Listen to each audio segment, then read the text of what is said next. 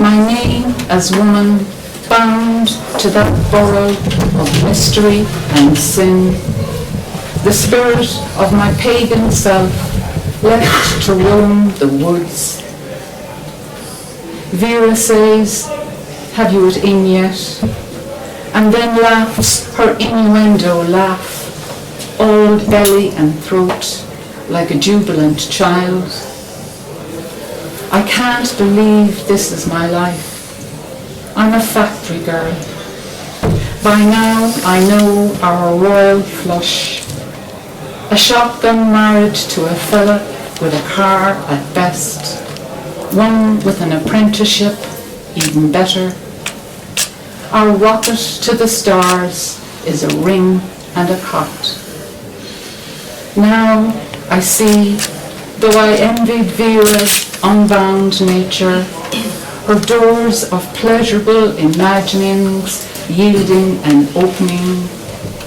Yet in that moment, I felt the ice in her lap, the spirit's lament against a lot as puppet of the body, a shriek like a bullet bruising itself over and over against the walls of our cave.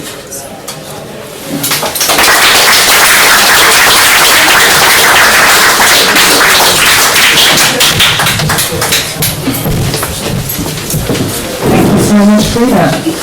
How's everyone feeling? Enjoying yourselves? Thank you very much.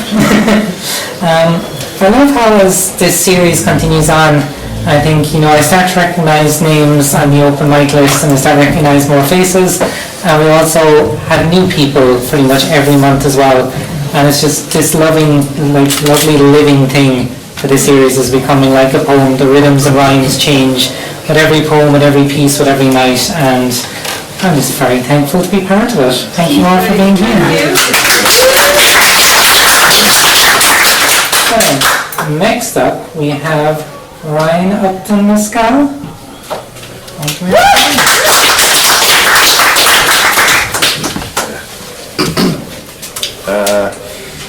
So I'm currently working on something. I don't really know what it is yet, but it involves two poems, or makeup part. Two poems will make up some of it anyway. But one of the poems is basically to do with from the point of view of the internet, and it's I'll probably start with that, and if I try this time I'll move on to the other one. This one's called https:/home. Chimeric tyranny is a hug too tight, like lingering too long at someone's table, asking Siri if it thinks you're pretty, not texting back out of pride. I saw you swallowing your Doc Martens at a Dutch angle, so you look thinner. You look a winner, and here's what you could have won. When I was small, I cut myself into the shape of a starfish. These arms would scrape round the TV, clinging, crushing my face to the glass. I tried my best to hold the hum in my chest, just to give the screen a cold-clean's kiss. It's easy, my love, to see loneliness when you're the only one watching.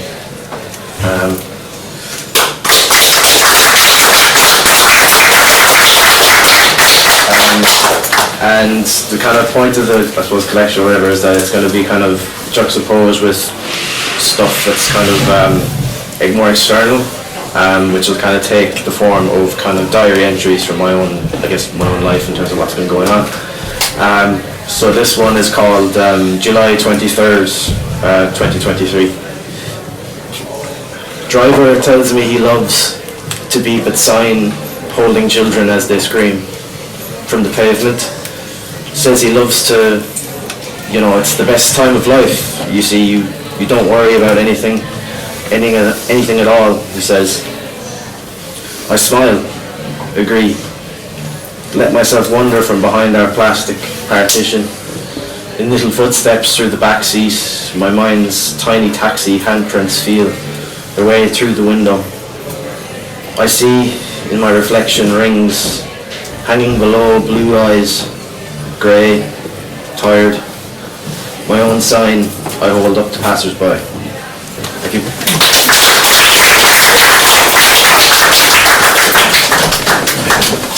Thank you so much, Ryan. Your description of I don't know what it is, but it's something is always my favourite.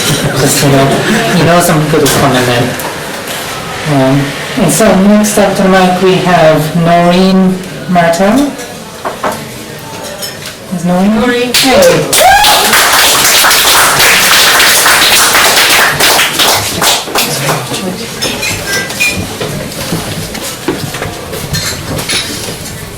Good evening to all of you. I'm returning after quite a few years, and what brought me back was that I realised how important poetry was to me. So I'd like to share my very first poem that I wrote actually. It was, when I say I wrote it, it actually flushed through me, and I never changed a word. That just came out when I was scribbling on the back of an envelope. And it was after a visit to see my mother in the nursing home. The nursing home. How different it is to see her now, a glaze over her lovely brown eyes, as if safeguarding her from the world outside. Her demeanour, though rattled at times, remains calm and accepting. Her gentleness attracts and has a profound effect. It wasn't always easy. The beginning provided many challenges. Unwritten rules needed to be learned. Though not bothered by everyday things, she sees right through the skirmishes. I wonder whose brain is diminished. Her face lights up as you approach, always delighted to have visitors. Time well spent by all. Thank you. Thank you.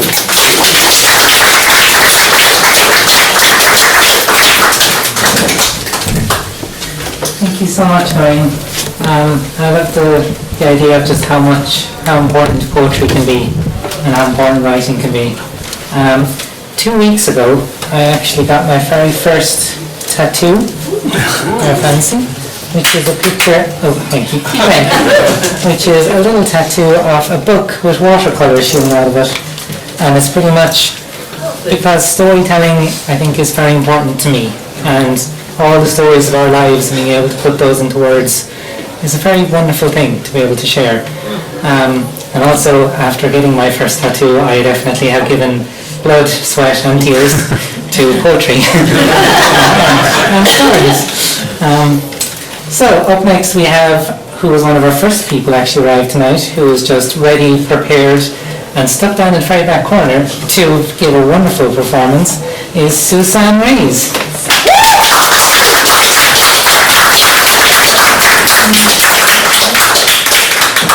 Suzanne, you didn't make this easy for yourself. You're fine, take your time.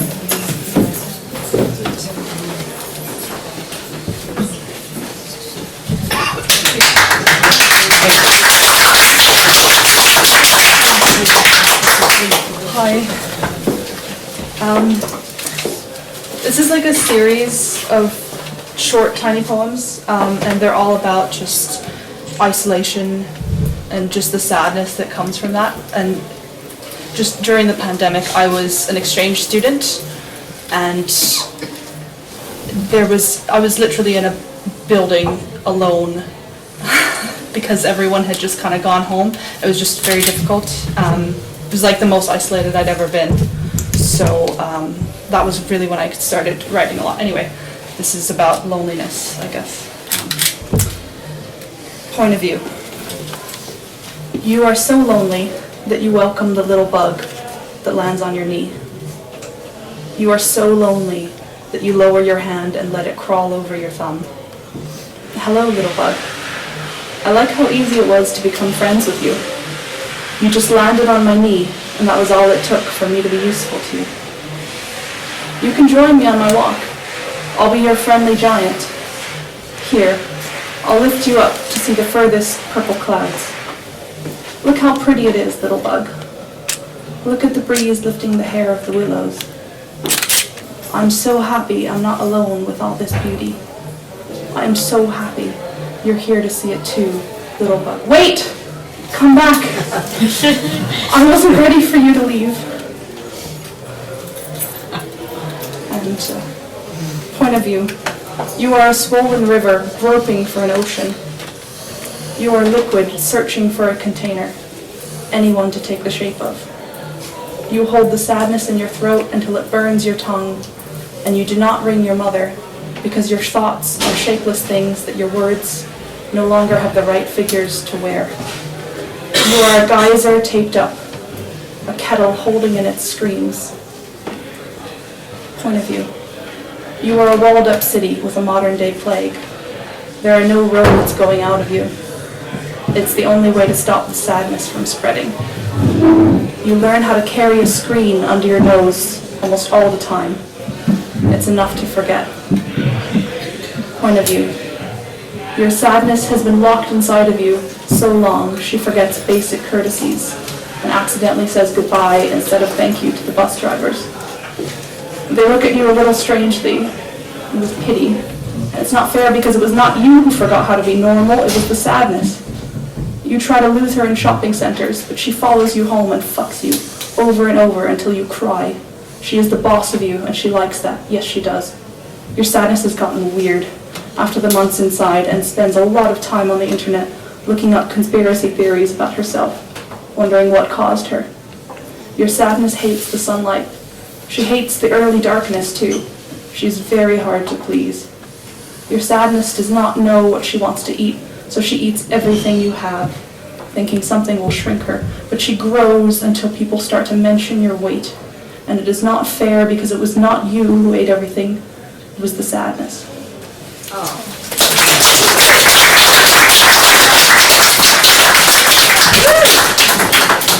Thank you so much, Suzanne.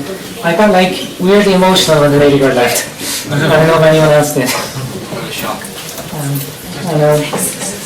Up next we have Beth Dennehy. Beth here?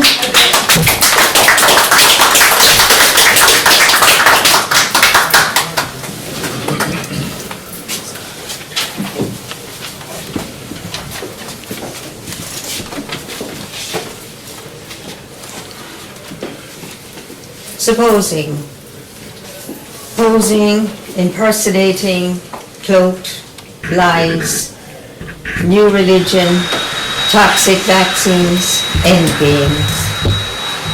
Renew our ancestors' fight for freedom. Speak your mind. Challenge fakery while you can. A fast dying dignity. Untouchables with credentials and hoax. Hypothesis masquerading as reality. Fantasy image gains purchase. Panic feeds the masses. Throngs crave solutions to the figment. In an age of irrelevance of truth, sleeping media exalt trivia, ignoring their calling to probe newsworthy scoops.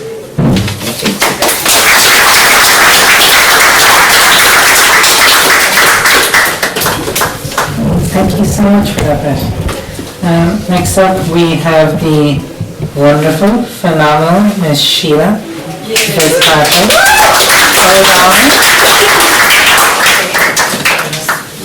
That was a very loud reaction. I know you're going to live up to and pass it out, blow it out the window. Thanks, Lauren. This poem is about me. Salmon. The white witch climbs over the red wooden gate at the bottom of her cottage garden, saunters across the back field, her long white hair flowing in the soft breeze. She possesses an aura of white light. It is Halloween night. Her cauldron of spells boils and bubbles on the blazing oak fire. Sparks fly. A mist of smoke rises, belching out warm signals across the stony bank of the fairy fort, bidding farewell to autumn. In the near distance, the dull thud of horse hoofs scrapes the earth's surface. Could this be the headless coach? She whispers. Could this be the headless coachman? She whispers. Climbing the wooden ladder to the hayloft, she is startled by the raspy caw of the crow. She gathers a fistful of sage leaves to add to the cauldron of herbs. And in a trance between this and the other world, she tosses a pocketful of golden caps, elders and hawthorn berries to brew for the healing. While stirring the potion, a black cat crosses her path. She counts her blessings, dancing in the magic of her white light, welcoming the winter time. She hangs on to a giggle of giggles for a moment.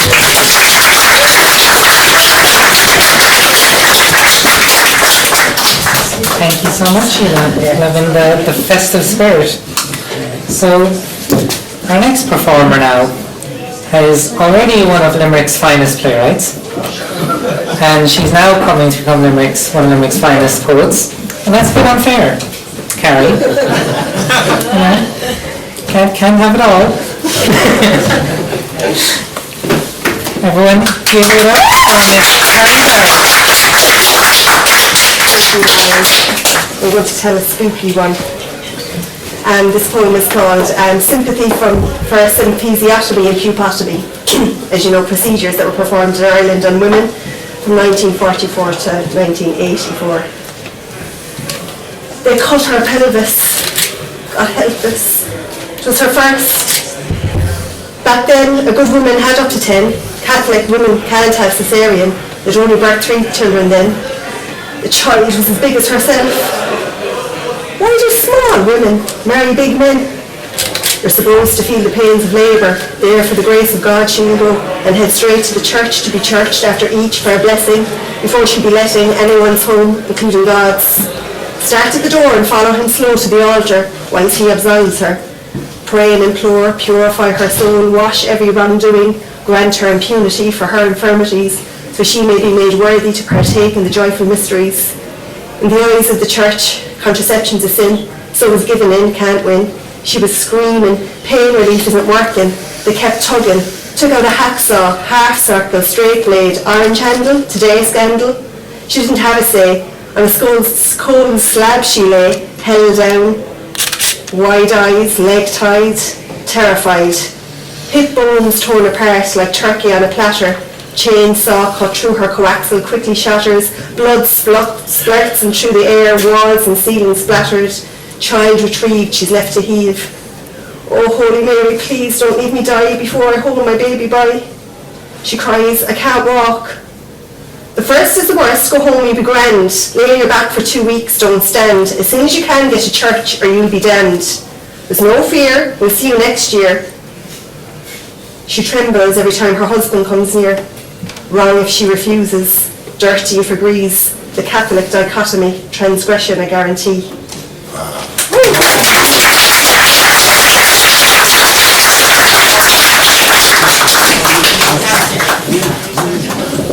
See, I told you.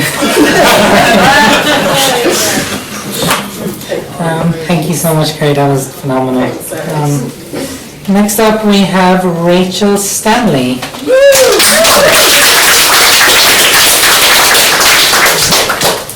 Thank you. It's very nice to be here. My first time to be in the White House. This was written in response to the war in Ukraine, but it could also apply today. And I was pleased when it was selected, amongst others, on the Smashing Times International website for the arts, amongst others also last year. Destruction. What is to be done about history repeating itself? Around the world streets, civilians huddle in shelters to flee from the mayhem and madness of murder. Soldiers attack, soldiers defend, babies die, streets run red. Aggressors sit in their bunkers of paranoia. All they can see, lines on maps, chunks of territory. Politicians look at strategy, some look for solutions, but children die and streets run red. What is to be done about the human propensity for evil, for destruction? The sun is unfailing in its generosity as it casts its life-giving rays upon earth. Air keeps us alive, water sustains us. What is it that we cannot see? Thanks very much.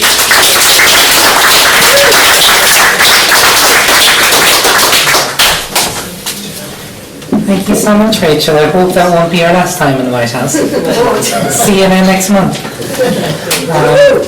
All the way down to Dublin, you know. Oh, you came down just for us. And thanks to Sheila for the invitation. Thank you. Good job, Sheila. She's like a special recruiter in the corner. So, as we were talking earlier about storytellers, I think our next performer, in terms of storytelling, is someone you'll probably never forget once you've seen him perform once. So up next is Mr. John Carew.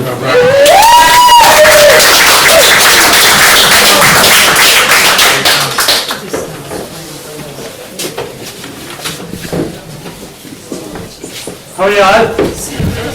Are you enjoying yourselves? Are you enjoying yourselves? I won't be long stopping that out for you, so I won't. Isn't it great to have poetry back in the White House again?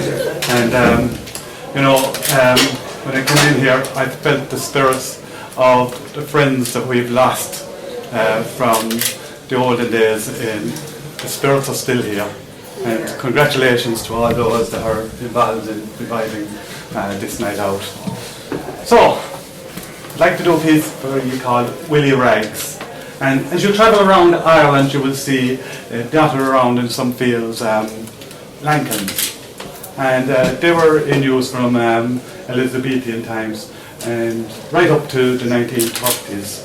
And of course, the limestone would have been brought to them, broke with a sledge, and put in layers, and firing in between the layers. Very hard physical work.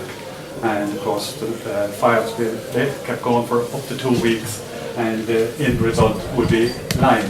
And that had a lot of uses. But the main two uses were fertilizing the land and disinfecting.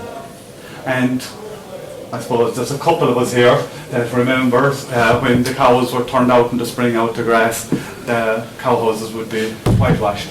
And again, that had two purposes, to kill the germs off after the winter and to brighten up the farmyards. We have two lime kilns in Loughor, one down by Champalnua, but that one is in ruins, and the other one is right at the lakefront underneath the Interpretive Centre, if anyone knows Loughor. And it got a new lease of life during COVID.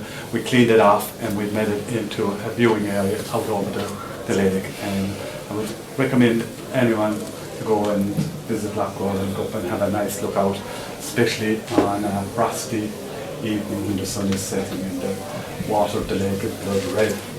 But it is also, our lime kiln is also a gory story to it. So this is the story of Willie Rags.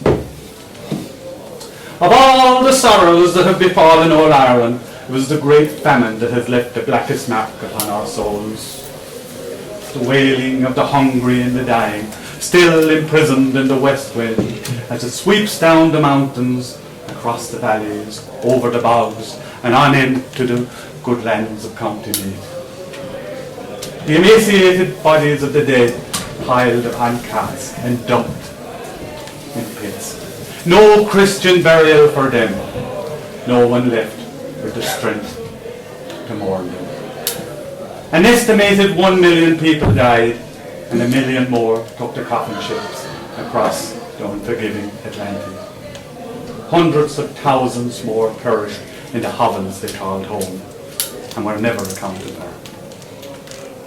When the worst of the black days had passed, many vagrants travelled the roads of Ireland, depending on the generosity of the landowners. It was considered bad luck not to offer food and shelter to these unfortunates. Many came to Loughor and found kindness from the O'Briens, the family that farmed the land by the shores of the lake. One regular visitor was a man known locally as Willie Rags. Rumour had it that he came from the County Mayo, where he had a wife and 6 children. He worked for the local landlord, and in the evening he'd tend to his lazy beds to provide for his family. One fine May evening, Willie sat on the stone wall that surrounded his plot, held his baby daughter in his arms, admired the healthy potato stalks in the lazy beds, and sang a rebel song of when all Ireland would be free. Next morning, the potato stalks had withered and drooped.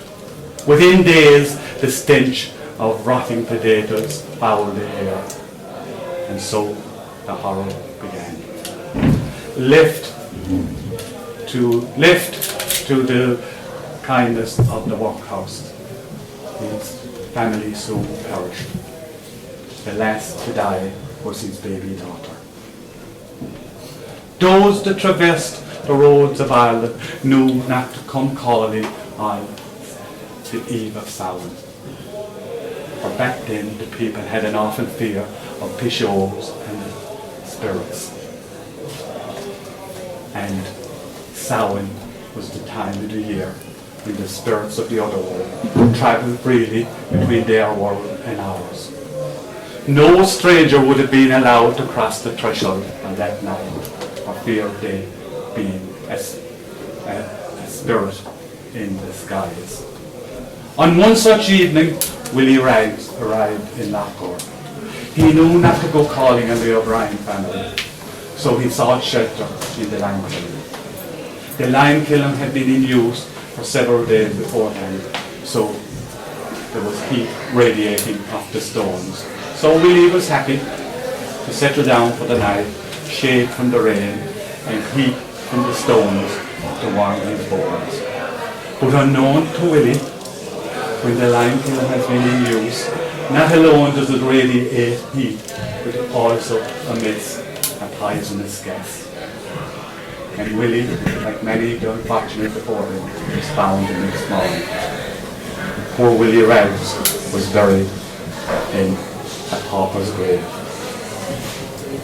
Now, on moonlit nights, when lovers like to stroll by Loughgore's romantic shores, some have heard the sibilant breeze whistle through the trees in Lochadoo and drift out over the enchanted waters of the lake. And there before them would stand the ghost of Willie Rags, in his outstretched arms, the body of his baby daughter. And all those that had witnessed Willie swears that in the whispering wind they hear him plead, "Take my baby daughter and give her what I could not, a Christian burial in a restful sleeping place." So, if you should take it on yourself to stroll by Loughgore's shores on a moonlit night, and should you happen upon Willie Rags, would you, and to courage, take his baby daughter and give her a Christian burial, and maybe in doing so also free the troubled spirit of all the world. Could it be an honor?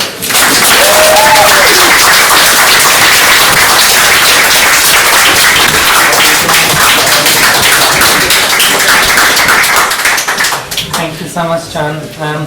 I was on board with that story except for the kindness of the O'Brien family.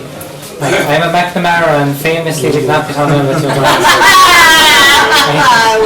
We had a long history of we were great builders. We'd go along, build a beautiful castle, then the O'Briens would come along and steal it. So we build another castle, and so on, and so forth, and so on. How do you think we got the land in Loughgore? Settle this later. The housing crisis. We can stop that out later on. We will. Okay, up next, I've been told this person had books available, but I think she's actually sold out.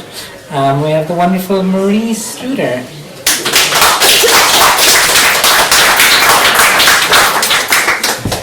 Popular, right? Popular. So I'm going to follow on from Rita and Carrie. I'm going to read a poem. It's about the era of the agony ant. I went to school in the mid-70s, to secondary school in the mid-70s, so this poem is placed then. So it's called Anonymous Letter. I wrote her a letter, hoping to read words as though spoken by a kindly ant.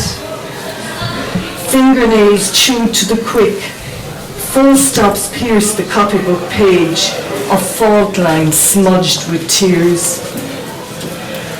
I confessed to a moment with no thought of prayer.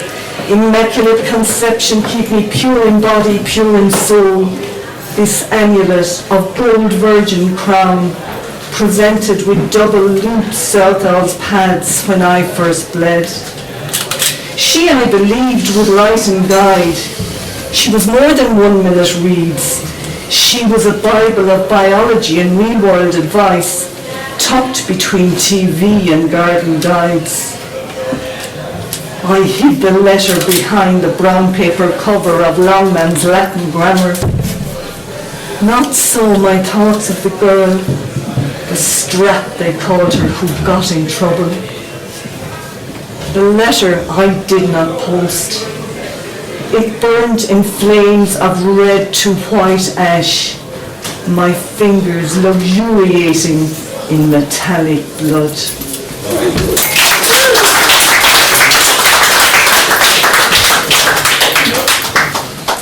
Thank you so much, Renee.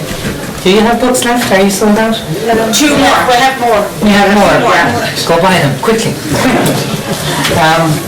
Up next we have someone who I think might be one of the future top poets of the White House, even though I'm not sure he knows it yet. We have Mr. Paul Lamb.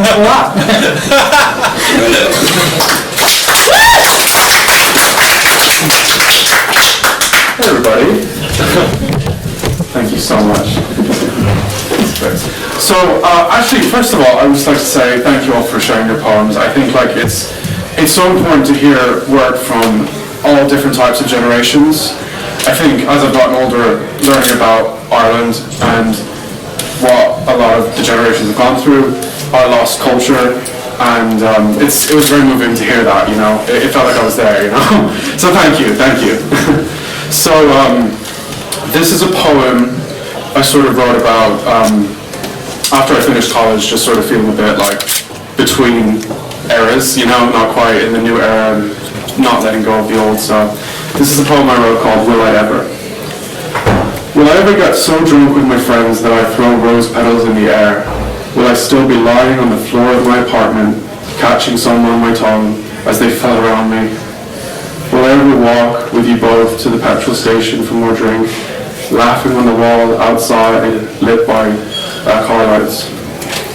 In one hand, a friend I nicknamed Honeybee, and the other, I had an ice cream cone melting down my hand far too soon. But I soon dipped the rest in Dylan's coffee. Will I ever see my two handsome protectors again?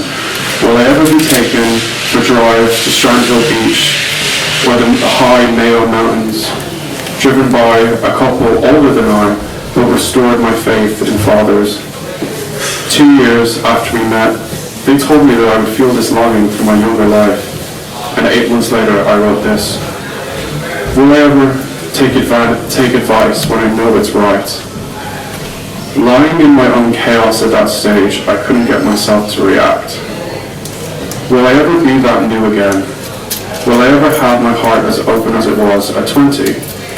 Because time won't stop flowing through me and eroding away all my statues and turning them into sand. Will drinks ever be that cheap again? Will I ever have any of this again? I tried to hold on to it, but it just melted away and ran through my much older and bruised hands.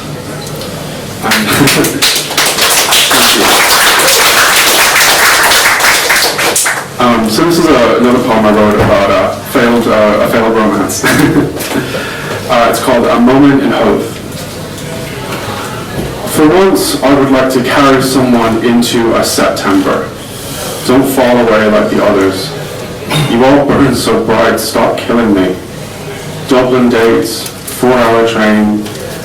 I'm sorry, I don't eat meat. We walked along the Hove Cliffs. You kissed me so passionately on those rocks while the Spanish tourists watch. Instead of pushing me off this massive drop, just sit and watch all this blue with me 1 month longer. If 3 summer months are my golden hours, I'll take them. I'll keep having stolen kisses on cliffs, Burger King for 2, wrestling matches I always lost in Dublin parks. I eat pomegranates, and all of you, so it's the underworld I go to. If 3 minutes is all I have, I'll take them, until finally they will just be 2, and not 3. Did you not like the me I made for you? I crafted myself into a paper doll. Damn scissors, I cut my fingers. Stop pushing me. Some men were not made to fly. Some men can only swim in rivers. The dawn has come, the summer has gone, the food was bad, and I'm sorry for lying. If 3 seconds is all it takes, I'll go willingly, diving by myself into the Atlantic's deep blue and lie in its black bed. Rest until next summer. Then I'll crawl out like a hungry siren, thrashing and gnawing up Ireland's weak side, 1 rock at a time. For next summer, hopefully to meet someone new. Thank you.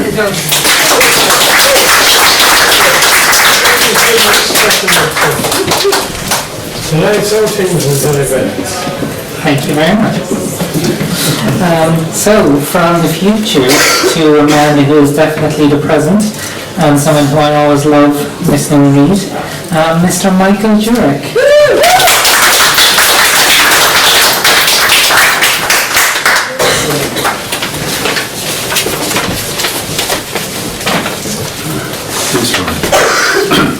A number of famous people filled the role of football goalkeeper, and they were less famous.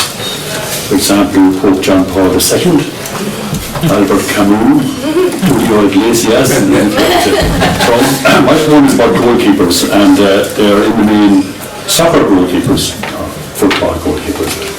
But I've also included Patrick Kavanagh, who was goalkeeper for the Enniskeane Gaelic football team. Notorious goalkeeper. I think he didn't always stick to his guns. So my poem is called Keepers, and I've included an epigraph, a Brazilian proverb that says, "The grass doesn't even grow where he stands on the pitch." In the schoolyard, an afterthought.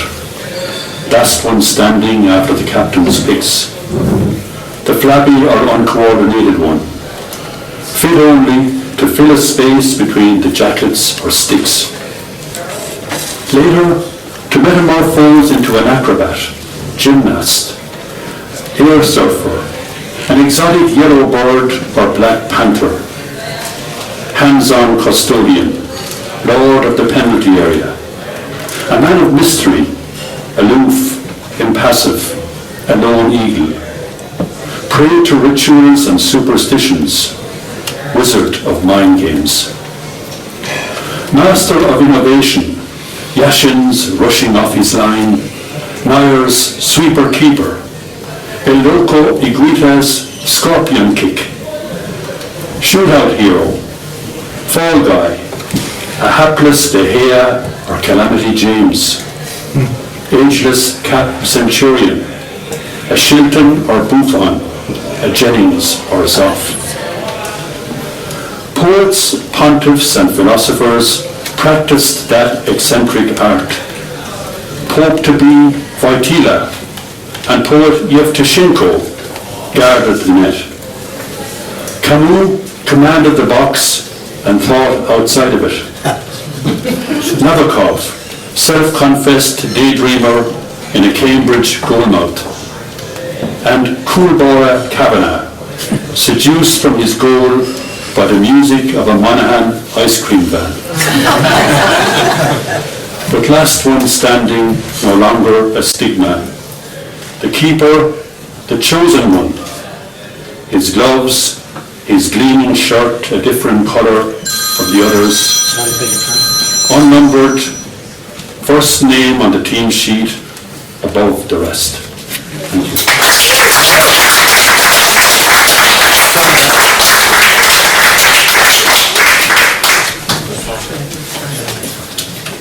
Albert Camus and Julio Iglesias. Never thought you'd hear them in the same sentence. So up next we have the man who came tonight as part of a group, and the rest of his group refused to do the open mic. So I want to thank Martin Murphy very much for being the one brave soul to join us up here.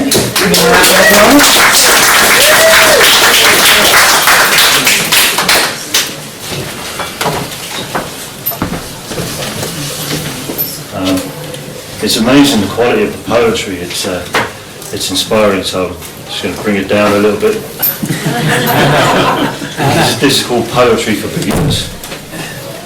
Poetic dreams I'm keeping alive, with my pen at the ready to dance a waltz, maybe jive. Yet inspiration is lacking, but not for the trying. Massaging my creative mind, but it's hopeless and I'm dying. And then in flash, my imagination ignites. The sparks light a fire, there's a story in sight. The words, they start flowing, maybe that's how it works. The padlock now unchained, releasing creative quirks. A hopeful reflection to inspire and entertain is my joyful endeavour, so maybe I'll see you all again.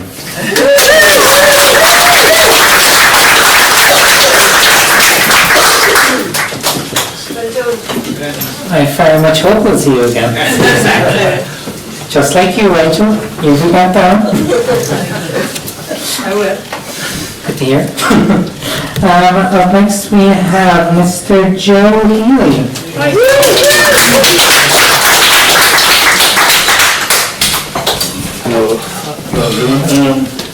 When John Carew was here with his big stick out earlier on, he failed to mention that he's been asked out to Croatia to do storytelling, so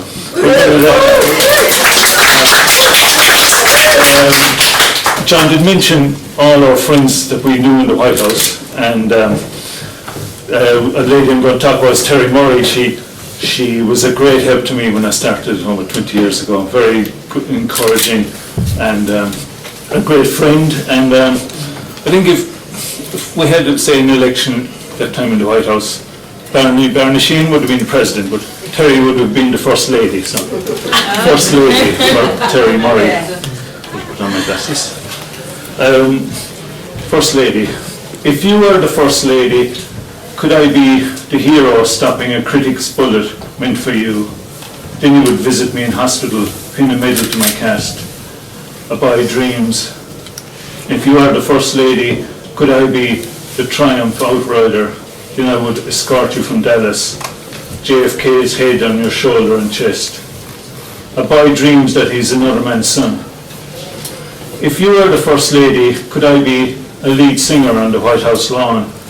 Then I would change it to Phil Lynott, or I could be Phil's duffel coat, thrown down the stairs by a Dublin father protecting his daughter. I buy dreams that he's another man's son in heaven. So raise your glass to our First Lady, for whom we travel together, it's always on Air Force One.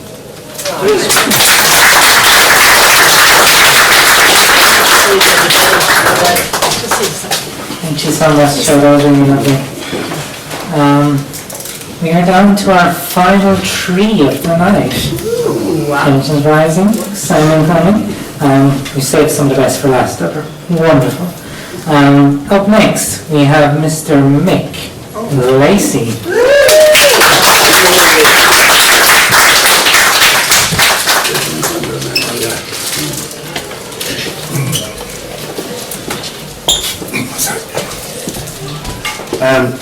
This is a poem about my friend Charlie the sailor. Charlie, he seemed to be always there, but he travelled, and when we were kids we used to listen to his tall tales about the sea. Apparently on the west coast here, there was fishermen are quite superstitious and you didn't whistle. To whistle was bad luck. It was also a sign that you were doing nothing, the idle whistler. As they say, a whistling wife and a crowing cat. There's no peace there. Shall we? Yeah, go on. Draw the devil out of his den. Thank you very much. Anyway, in the West you can't whistle, and in Hout you can't mention rabbit, so don't. So, as they say, it's bad luck to be superstitious. Charlie was always saying iron men in wooden boats, and when he was dying he was rambling on iron men in wooden boats. And his favourite song was by China Doll, and he used to do body swears. He was a great footballer. When he died, quite peacefully, on the way home in the car, what came on the radio? My China Doll, serendipitously. As Einstein said, serendipity is God's way of remaining anonymous, but this is the poem. Iron men in wooden boats.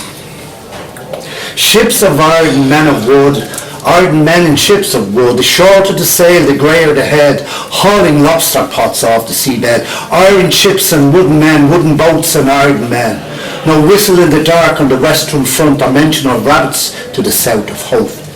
Iron boats and wooden men, wooden ships and iron men. Fish a flashing, salmon swim, cast away, then yank 'em in.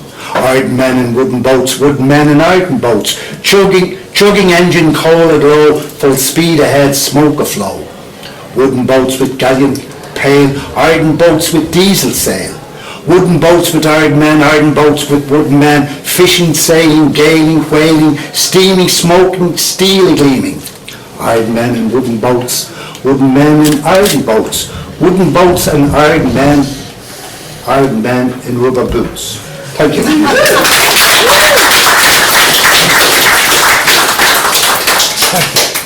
Thank you.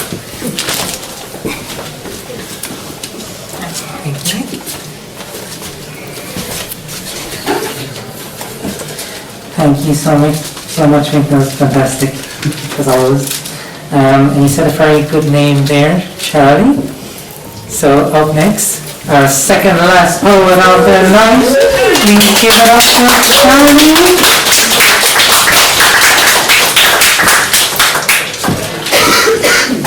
Hi.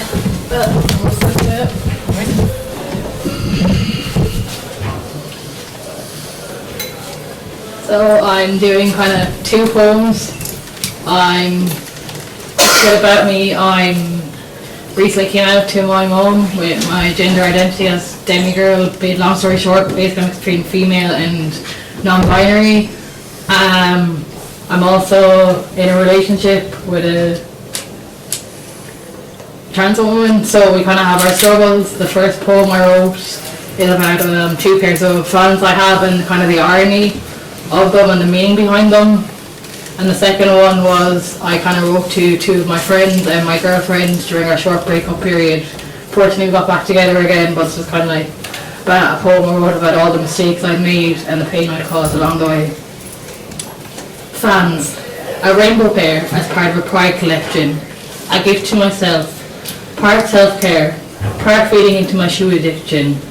Yet they help express who I am and allow me a sense of self. A white pair with a lipstick print. A gift from my mum saying I support who you are, or at least who you support. Very ironic how something so small can carry so much weight. Yet, these material things start to take more meaning. Attitudes start to change. The support starts to fizzle out, and worry and concern turn to hate. Even if it's not intentional, it still hurts. The U-Haul lesbianism of rushing into a queer relationship, a metaphorical fan.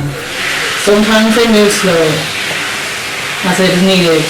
Different drivers, different places, but trying to get to the same destination in the end. The fan is full of baggage and blockages,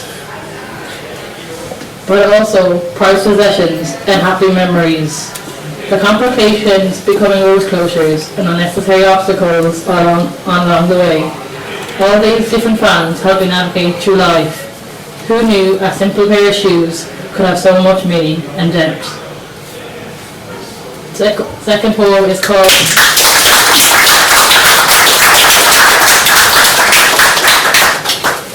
completely fine up to mine.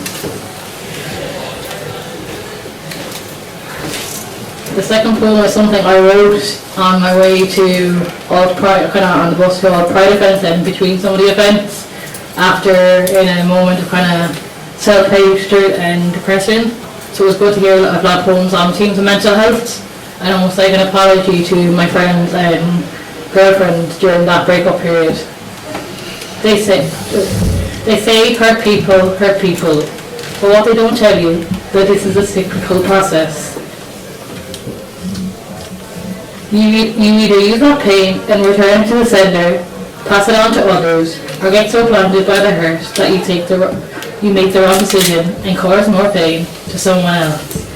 And then you feel the guilt of that pain and give yourself more pain, more torment, more mental turmoil in return.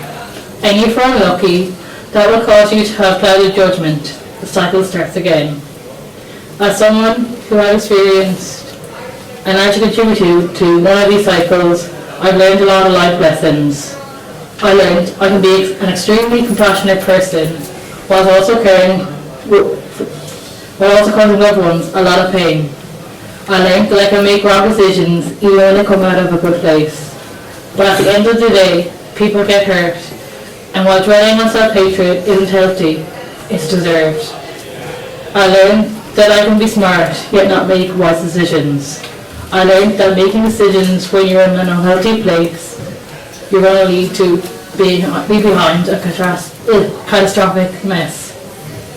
To those that I've hurt, I'm truly sorry. I feel I do not deserve the acceptance for my apology, but I want you to know I truly never meant to cause anyone pain. But selfishly I did quite the opposite. I resolve from the pain I've caused, and I think for those I've hurt is far more deserved than any forgiveness I have no right to receive. I should have listened to people's wise advice from the start, instead of causing hurt to those who in no way deserve it. I will forever be grateful for the patience of each and every one of you gave. Yet again, something I feel I do not deserve. But I guess it's karma for the disaster that comes with making the wrong choices.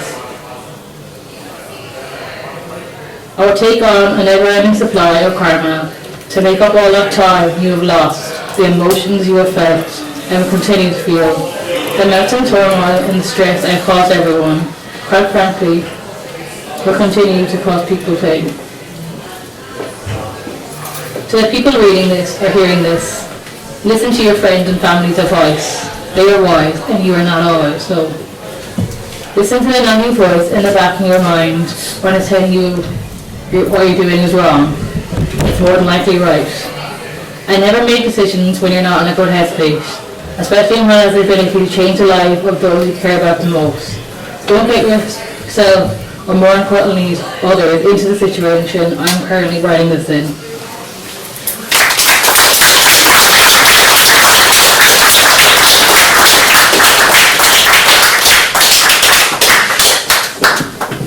Thank you so much, Charlie. It's good to listen and good to be kind to yourself as well and forgive yourself.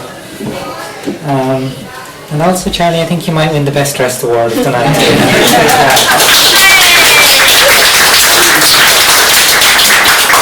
So, this brings us to our final poet of tonight. Give me an oh, come on. Poet! Small word, but It's Whitehouse poetry time, you have to do a poem. Yes. it is poetic. It's poetic. Performer. Perform. Oh, okay, right. Okay. I have a bit of a spoiler alert there, but Tom is going to wrap up the night for us. So we'll all give him a very big round of applause.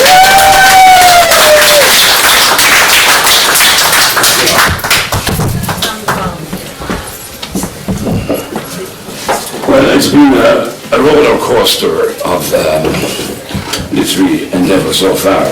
So I'm going to percolate my endeavours with a lot of wordplay. You heard me right, Mary. Wordplay and supplied by two great masters of the game, Tom Matthews, fortunately, who's still with us and turning out some great cartoons and some great prose pieces, and sadly no longer with us, but his work will go on for a long time yet, Mr. Spike Milligan. I had the privilege of knowing Spike, but that's a story for another day. Back in the day, in my formative years when I was a callow, shallow young fella, I'm now a callow, shallow old fella. And some of you will realise in an early J evening back in January, I was admitted to the senior team. I turned a certain age. I was handed a lead-line hurley and a map to Tipperary and Kilkenny. Go and smite your enemies, says Tom Ryan. Well, I'm rapping wildly here. Anyway, back in the day, I used to turn out these things, and I remember one which went after this fashion. Question: why did Larry Kelly's wonderfully funny verbal felicities entice his girlfriend Gretty Goverty into the field of new mown hay? Answer: we all know that the pun is mightier than the sword. I see there's one agricultural man. I mean, Redland of rustic Ireland, and he comes from Killester with the Jesus. Just one of Tom's little pieces, where Tom, inspired by Flann O'Brien, who used to do something similar, featuring two fellows called Keats and Chapman. They got a ludicrous story, a prosaic title to it, and then the punchline was a punny version of the thing. For instance, the Italian Job. When Keats and Chapman were down on their luck in Como, they got work as kitchen porters in a local restaurant. Two of the waiters, a pair of hot-blooded cousins from Napoli, were forever bickering. One evening they came to blows when Enrico, the larger of the two, sneered openly at Luigi's rendition of one of Emily Dickinson's poems. The manager watched aghast as spaghetti and rough red wine spattered the indignant diners. To cool their ardor, the quick-thinking Keats seized a dish of eels from the icebox and dropped them one at a time on the antagonist. "You're a friend," the manager said to Chapman. "Why he do these things?" "He's piling eels on troubled waiters," Chapman explained. "Ah, yes, you're still alive, folks." Thank you. And we move. Bread on the waters. One Christmas, Keats hit on a clever scheme. By crossbreeding parrots with homing pigeons, he developed a bird of exotic plumage with both an attractive gift for mimicry and a strong homing instinct. His plan was to sell the birds to pet shops, from which they would take the first opportunity to make good their escape and return to him for resale. By this stratagem of infinite recycling, he hoped to realize a considerable profit on his original investment. "How is the business working out?" Chapman inquired when a couple of weeks had elapsed. "I trust you have been successful." "They're flying out of the shops," said Keats. Mindful of the time it's in, it's the time of graves and ghoulies and things what goes bump in the night. I think Spike Milligan was inspired by Paddy Dignam's funeral in Ulysses. So he has the demise of that saintly man, Dan Doonan, in his work, Cocoon. Now, of course, this is not like any wake that you and I ever attended. The inebriated chanting of professional mourners came wailing from 44 Cloncara Terrace. Inside the front room, propped by the fireplace, was the flower-bedecked coffin of Dan Doonan. Grouped around admiringly, reverently clutching their drinks, were friends and foes alike, and with drink they were all very much alike. Funeral cliches were flying in the teeth of the dear departed. "A fine man, ma'am. It's a great day for him. You must be proud of him, Mrs. Doonan. One of the finest dead men to ever walk the earth." "I was sorry to see him go. So was I. He owed me £1. It's hard to believe he's dead." "Oh, he's dead, is he?" says Fogarty, who'd been speaking to him all evening. The corpse looked fine. New suit, hair cut and greased. His boots highly polished and loaned by an anonymous donor were firmly nailed to the coffin for additional security. The tables in the next room were small and high with the food. Two wooden tubs steamed with baked potatoes, their earthly jackets split and running with rivulets of melting butter. Hot pig slices, a quarter-inch thick, were piled high on 17 plates. In the middle was one huge dish of brown pork sausages and bacon still bubbling from the pan. On the floor, floating in a bucket of vinegar, was a minefield of pickled onions. The temporary bar was serving drinks as fast as O'Toole could pour them. God, there hasn't been a night like this since the signing of the treaty. Many people die of thirst, but the Irish are born with one. And we take up the procession now of Dan. The funeral of Dan Doonan came trackled slow from the church. Benedictus Deus et Pater Domini Nostri, Jesu Christi. Pater Misericordium et Deus, chanted Father Rudden, walking on ahead. As long as he said something in Latin, they all thought they were getting value for money.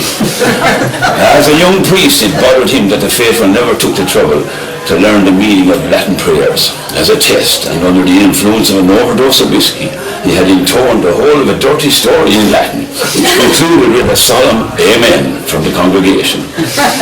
Now, mindful again of the day that's in it, we go back to Old Baghdad, to the market in Old Baghdad. We hear the servant of a wealthy merchant is strolling around, and suddenly he's aware that the figure of death is studying him. Terrified, he runs home to his master and he said, Master, will you give me leave? I want to go down to go away for the weekend. I'm going down to Samaria. Fair enough. An hour later, there was a knock on the door, and Death stood there. And naturally, the wealthy merchant was a bit perturbed as well. And he said, yes. Well, said Death, is your servant at home? No. I'm surprised, says Death. I just saw him in the marketplace about an hour ago. I have an appointment with him in Samaria. Good night, folks.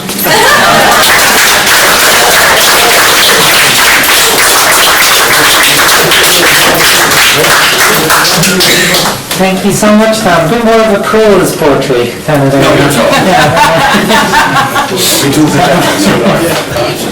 Okay, so just to wrap us up tonight, a couple of quick thank yous, and you might give a very quick round of applause for each one of these people, because we couldn't do it without them. First of all, we have the phenomenal head of our Limerick Writers Centre, Mr. Dominic Taylor.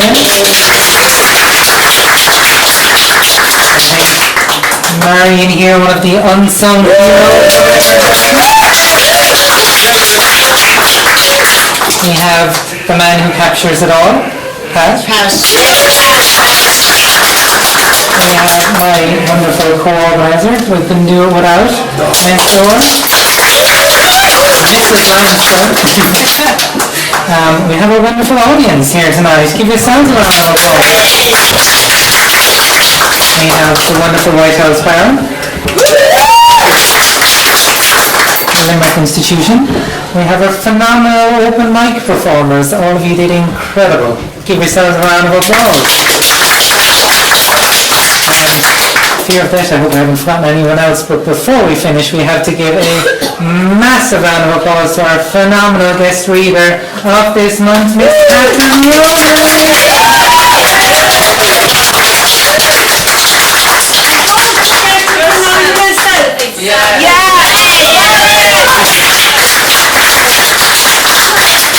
Thank you very much.